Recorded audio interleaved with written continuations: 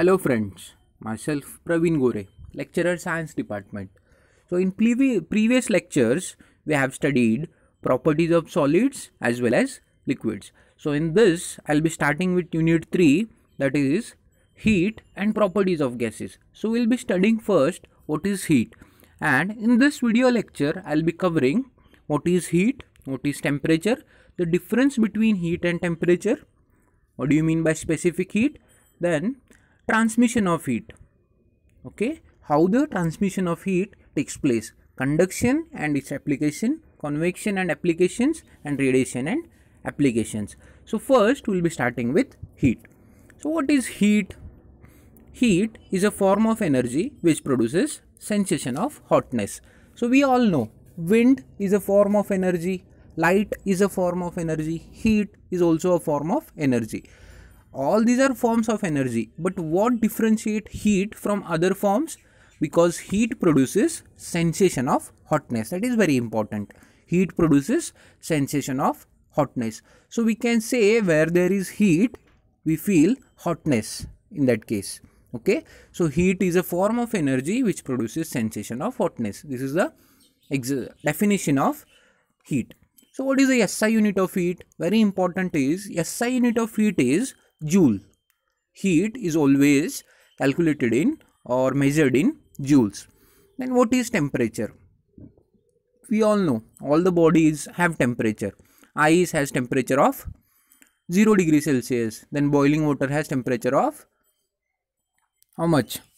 100 degree Celsius. Human body has 37.6 degree Celsius. So we have temperature. So what do you mean by temperature? Even a cold body has temperature as well as a hot body has temperature. So temperature is the degree of hotness or coldness of a body. It is the degree of hotness or coldness of a body. So how much hot or cold one body is, to what extent the body is hot or cold, this is temperature. It is the degree of hotness or coldness of a body. So what is SI unit of temperature? Temperature के लिए we have 3 units, but we use Kelvin as SI system.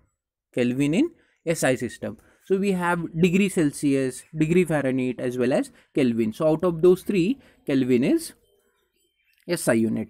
So difference between heat and temperature. Difference between heat and temperature. So whenever we are going into differences, the very important thing which we can apply to many places and we can get many points for differences is, first difference we can write is definition of both the things. Okay, if you have difference between heat and temperature, you can write definition of heat and definition of temperature. Then if you have SI unit, write SI unit for it. Okay, that will be another difference. And if you have any example, okay, that example you can write. If you have any applications, that makes another difference. So here we'll be starting with definition. So heat is a form of energy. That is point number one. Point number one in temperature is temperature measures degree of hotness or coldness. One difference. It is with the definition. Now second is, we'll be coming to units later. Here second point will be heat is cause and temperature is effect. Just because we have heat, we have temperature. If there is no heat, then there will be no temperature. So heat is cause, and what is the effect of that? Temperature. Heat is cause, temperature is effect. Then third point is heat is measured in joule, temperature is measured in Kelvin. Heat is measured in joule and temperature is measured in Kelvin. We are giving difference as SI units. Then fourth point, the flow of heat does not depend on amount of heat. The flow of heat does not depend on amount of heat, and flow of heat depends on temperature. What is this? I'll tell you now. See here we have two bodies, body A and body B. Suppose here we have 300 joules and here we have 400 joules of heat. In body A we have 300 joules, in body B we have 400 joules, and temperature of body A is 30 degrees Celsius and that of body B is 20 degrees Celsius. So what do you say? Heat flows from A to B or B to A? Where the heat flows? So in this case, heat flows from body A to body B. Why? Because temperature of body A is more as compared to temperature of body B. No matter heat is less or more, doesn't matter. But what matters is temperature. Temperature of body A is more than compared to temperature of body B. So heat flows from body of higher temperature to the body of lower temperature. Heat flows from body of higher temperature to the body of lower temperature. So this is what is dependence of heat flow. Flow of heat does not depend on amount of heat, and flow of heat depends on temperature. Now fifth point is, what actually is heat? It is the sum of energies of all the molecules. It is sum of energies of all the molecules, and it is the average kinetic energy of all the molecules. Temperature is average kinetic energy of all the molecules. So these are 5 differences. Next we'll see what is specific heat. What is specific heat? So specific heat, definition of specific heat is the amount of heat required to raise the temperature of 1 kg of substance by 1 Kelvin. The amount of heat required to raise the temperature of 1 kg of substance by 1 Kelvin. Let us take the example. We have 1 kg iron. We have 1 kg iron, and I have 1 kg cement. Okay. So its initial temperature is 37 degrees Celsius. Its initial temperature is 37 degrees Celsius. I want to increase it to 38 degrees Celsius. So I must supply some heat to this. I must supply some heat Q. I must supply some amount of heat Q to this iron molecule, which is of mass 1 kg. So how much is that heat? That heat is called as specific heat. That heat is called as specific heat. The amount of heat required to raise the temperature of 1 kg of substance by 1 degree Kelvin. So 37 Kelvin to 38 Kelvin. We are making it 37 Kelvin to 38 Kelvin. So in this case, I may take initial temperature is 485 Kelvin, and I want to make it how much? 486 Kelvin. So I must supply some heat. So this heat is specific heat of cement. So this amount of heat, this Q and this Q, value of Q may be different for different substances. So different substances have different specific heats. Now transmission of heat. So what is transmission of heat? Transmission of heat is flow of heat from one point in space to another point. Flow of heat from one point to another point. So there are different ways in which heat flows. So there is one way in which heat flows from sun to earth. There is one way in which heat flows in a boiling water. Okay, when the water is boiling, how the heat flows, that process is different. When we are heating an iron rod, the heat flows from one end to another end. That is also a different form. So what it is? So there are 3 types. First one is conduction. It is the process of transmission of heat in solids without actual movement of particles. It is a process of transmission of heat in solids. So conduction is directly related to solids. Conduction is directly related to solids. So pay attention to the diagram here. We have heat given. We have a iron block, say iron block, solid block. We have molecules M1, M2 and M3. Initially what we are doing, we are giving heat to only molecule M1. Heat is given to only molecule M1, and I have to find the heat at this other end of the molecule. Heat is first given to this end, and the heat we have to supply it to other end. So how to find how the heat flows? So what happens? First, molecule M1 acquires the heat. when molecule M1 acquires sufficient heat energy, it tries to vibrate, and those vibrations are transferred to molecule M2. Then molecule M2 also starts vibrating, that those molecule vibrations are transferred to M3, M4 and so on up to finally even this molecule starts vibrating, and with vibrations there is heat produced. So molecules are not moving from one point to another, but what is happening? Molecules are vibrating to in their positions, and those vibrations are transferred from M1 to M2 to M3 to last molecule. Therefore, heat flows in solids without actual movement of particles. Particles are not moving, but heat is flowing. This is for the process of conduction. Then we have convection. So convection is the process of transmission of heat in liquids and gases with actual movement of particles. It is the process of transmission of heat in liquids and gases with actual movement of particles. So what is this? So let us take the example of boiling of water. The water is boiling. So what happens, if you can see here in the diagram, we have taken water in a container, okay, and I am applying heat to it. I have kept the water container under a flame, okay. So what is happening? The heat is given to the water molecules. So what happens? Initially the water molecules at the bottom surface, they get heated up. The molecules here at the bottom surface, they get heated up, and finally what happens? When those molecules acquire sufficient energy, all these molecules move up. And the molecules at the upper surface, they are cold. So they are cold, that means they are heavy.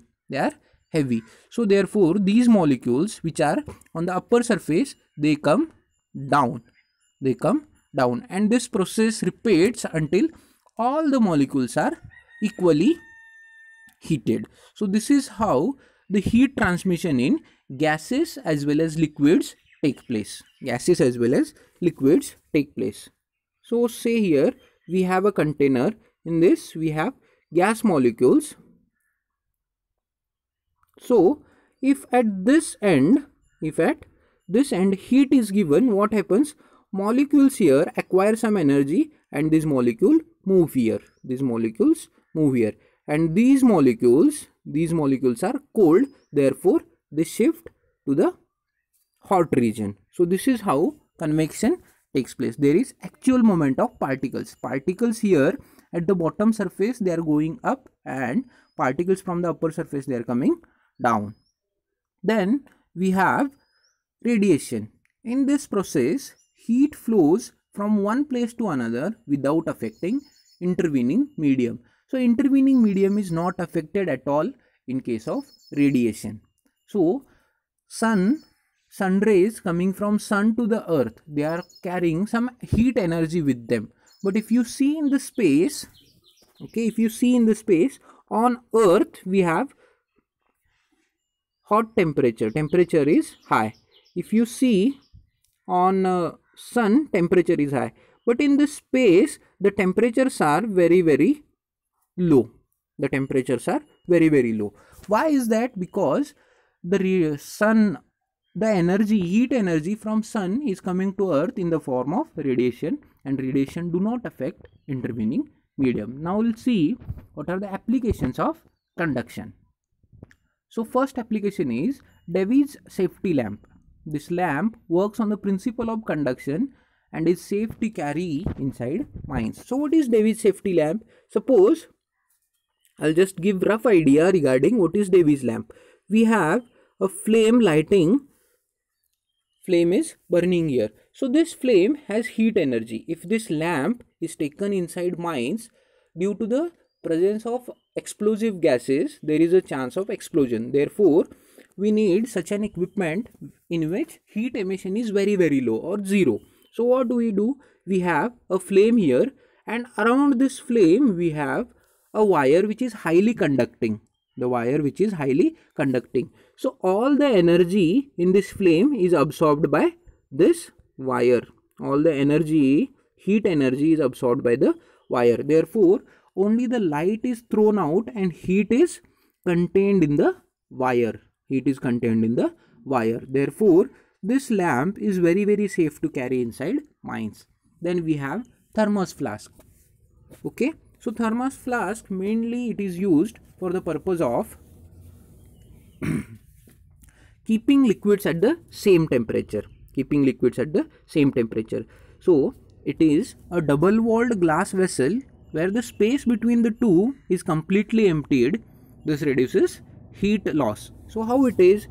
We have a glass vessel which is double walled. Say this is one vessel and we have another vessel.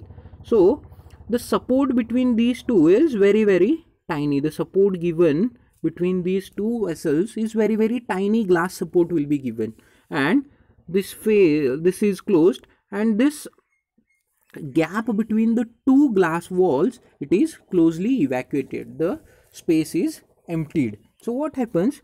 Through this glass supports, through this glass supports, the heat loss is very less, and all the heat of this liquid is contained inside the container itself. There is no heat loss. Then third is thermal insulation. In this process, heat transfer is reduced using suitable objects or materials such as glass, fiber, cork. So there are many equipments wherein heat loss is prevented using cork, fiber or glass. Okay, then we have applications of convection. So first one is ventilation. Ventilators are provided high up in the walls of the rooms. Fresh air enters the room through windows and doors.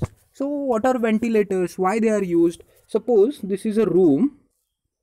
Okay, this is a room, and the ventilators are usually provided high up in the wall. They are provided up in the wall. What the ventilators are used? To remove all the hot gases in the room. So what happens when there is air? We are breathing out air. So what happens? The air we breathe out is hot in temperature. So whatever is hot is light in weight, it goes up. Whatever is hot, that is light in weight, it is not so much heavy, so it goes up, and when it goes up, it goes out from ventilators. And fresh air enters the room from doors. The fresh air is cold, which is heavy in weight, it is down to the ground, so it enters through doors as well as windows. Fresh air enters. That's how ventilation takes place. Then we have chimneys in factories. So what happens because of chimneys? So all the gases go up through the chimney and fresh air enters the fireplace. So inside factory we have a fireplace and we have a chimney. So at this place we have a fireplace. Here fire is burning. All the gases, they are hot, they are light in weight, they go up and they are emitted out in the environment. So we need fresh air to go to the fireplace. So it goes from the bottom surface and the fire is continuously burning and all the gases, they are going out through the chimney. This is the principle of chimneys. Then central heating system. The principle of convection works here. It is in the same manner. Central heating system. This works on the principle of convection and the entire room is heated. So heaters are used to heat the rooms during winter seasons, and this central heating system also works on the principle of convection. So wherein the air near the heating system is heated first, then convection starts. There is difference between temperature, convection starts. So what happens? Cold air comes near the heater, it gets heated up and then goes away. Again cold air comes in, and within short period of time the entire room will be at single temperature. Then we'll study what are the applications of radiations. What are the applications of radiators? So radiations. We know radiators of car are painted black to cool down the heat in engine. So all of us, we have seen radiators in cars. What are those? They absorb all the heat in the engine, and their work is to cool down the heat, to keep the engine cool. So have you seen that equipment in which in a car we pour water? It is often many times it is black in color. Many times it is black in color. So why that black color is given? Because black color absorbs all the heat or all the radiations falling on it. So black color, if we paint it with black color, all the heat is absorbed, and if we are adding water, water is coolant here, it cools down the temperature. So heat in the engine will be removed very easily with water.